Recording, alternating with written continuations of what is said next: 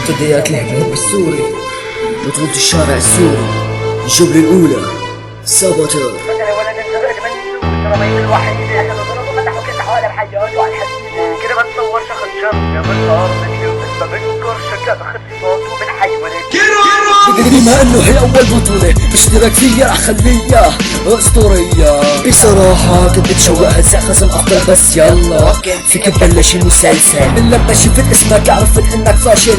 دي جي نمر هو ما بيعرف يهندس. عزيزي من طريقة غنائك حسيتك ما راح حامل. عزيزي الدي جي ما بيغني ولا بيكسكس، صاحب اغاني مو طبيعية الفاظ النابية، الاداء ما بيتحسن من المسبات يا اخي مو كافية. وانا عند ضعف انك حسيت حالي بشارع فيه اولاد عم تسبعنا وتصارع. انا ولد انزرقت منه ترابيزته الوحيدة، حتى لو ضربوا فتحوا كسحوا على بحياته على الحديدة. غير هيك بصفحتك ما كاتب اسمك الحقيقي، كاتب لي حموس بس رح توصلك للحريقي. صوتك بيذكرني بصراصير الملالية، عم حاول افنش مسمي حالك نمر. ما شاء الله عليك بالخسارة شو سريع هنيك يا الطالة انت العمر. صوتك بيذكرني بصراصير الملالية، عم حاول افنش مسمي حالك نمر. ما شاء الله عليك بالخسارة شو سريع هنيك يا الطالة انت العمر. لو رجعت لحد مقبرة دي جي نمر لكانوا عطوني الجولة بسبب كمية العبر. شبحك لغوار الطوشة عم حاول اكشنها، قدرة الغناء لا امثالك الله يحرمها. كده بتصور شخص جنب نمر صار مثله، لو النمر بالاصل دمية طلع فقير الله يبعت له. ما بنكر شكل اخذ صفاته بالحيوانة، بما انك بتحبه ممكن تتلاقوا بالجنة.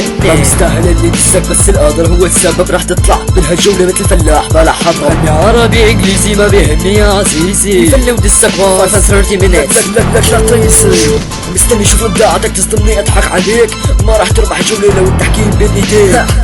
خد هدول فراطة يلا لأداء يا كلمات القصة اني عرفت ادائك الوسع.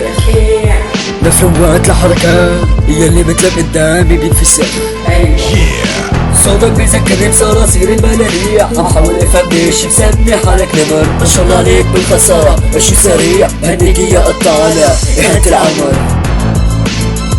بسبب انه هي اول بطولة بشارك فيها فكنت خايف من الجولة الاولى صراحة، بس بعد ما سمعت اول غنية الك ارتحت نفسيا. اذا كنت بالبطولة اللي قبل هاي تأهلت للجولة الثانية وطلعت فبحب طمك هاي البطولة طالع من اول جولة. بيس.